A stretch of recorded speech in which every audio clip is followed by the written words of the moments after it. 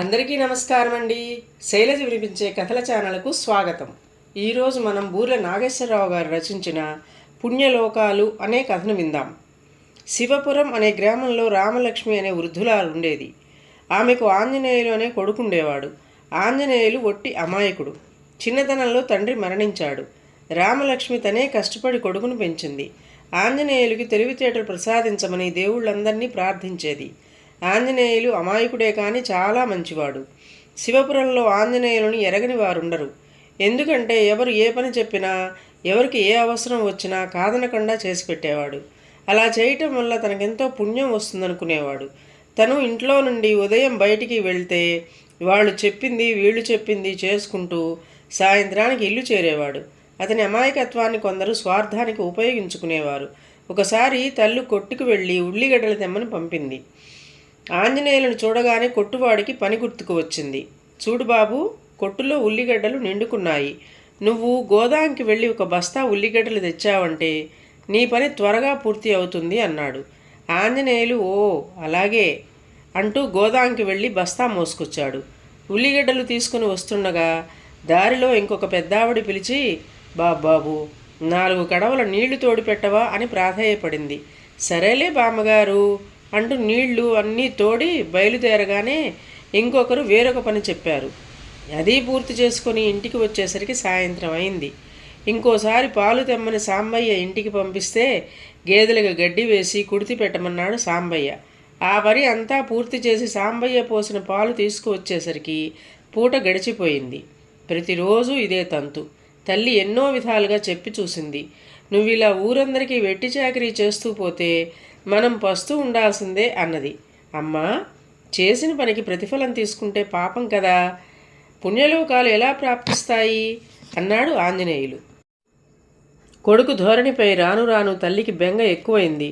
ఆంజనేయులకు డబ్బు సంపాదించాలని అనిపించినా అది ఎలాగో అర్థమయ్యేది కాదు. తనకు అది అలవాటు లేని పని కనుక. శివపురంలో ఎవరికి ఏ సమస్య వచ్చినా అందరూ పూజారి గారి ఇంటికి వెళ్ళి అడిగేవారు. పూజారి తోచిన సలహా ఇస్తూ అందరికీ ఆప్తుడుగా ఉండేవాడు. రామలక్ష్మికి పూజారి జ్ఞాపకం వచ్చి వెంటనే వెళ్ళి పూజారి గారితో ఆంజనేయుల గురించి చెప్తూ, నాకు వయసైపోయింది, నేను ఇంక చాకరీ చెయ్యలేను, వాడికి ఎంత చెప్పినా అర్థం కావటం లేదు, ఊరందరికీ వెట్టి చాకరీ చేయటం, ఉత్తి చేతులతో ఇంటికి రావటం పరిపాటి అయ్యింది, మీరు ఎలాగైనా వాడిలో మార్పు తీసుకురావాలి అని ప్రాధేయపడింది.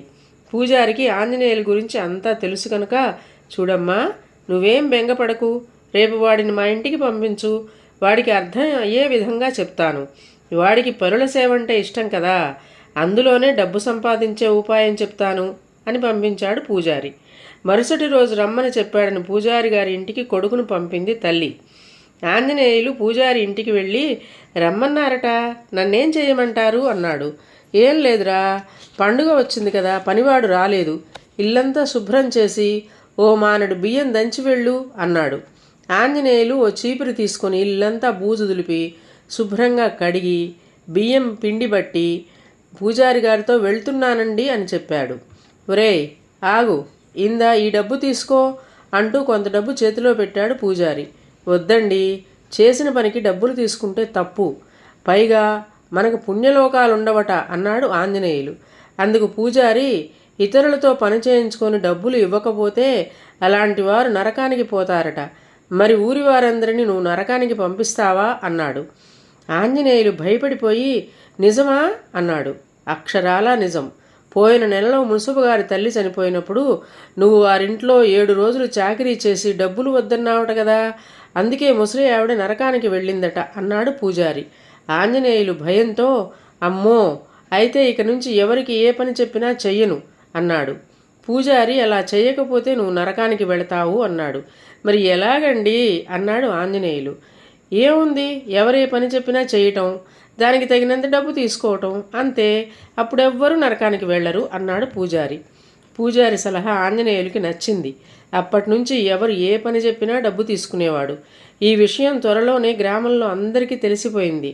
ఆంజనేయులతో పని చేయించుకునే వాళ్ళంతా అతను అడగకుండానే డబ్బులు ఇవ్వటం మొదలుపెట్టారు. ఆంజనేయులు అతని తల్లి సుఖంగా బ్రతకసాగారు. అయితే ఆంజనేయులకి ఒక సందేహం మిగిలిపోయింది. ఒకరోజు తల్లి ఒడిలో తలపెట్టుకుని, అమ్మా, మరి పుణ్యలోకాల మాట ఏమిటి అని అడిగాడు అమాయకంగా. అప్పుడు తల్లి, మనం పుణ్యలోకాలకు వెళ్ళాలంటే వికలాంగులకు, అనాథలకు, నిస్సహాయులకు సహాయం చెయ్యాలి. అప్పుడు వాళ్ళ ముఖంలో కనిపించే ఆనందమే పుణ్యలోకాలు అన్నది ఆ తల్లి. ఇదండి కథ. ఈ కథ మీకు నచ్చినట్లయితే లైక్ చేయండి, షేర్ చేయండి, కామెంట్ చేయండి, సబ్స్క్రైబ్ చేసుకొని నన్ను ఎంకరేజ్ చేయండి. నమస్కారం అండి.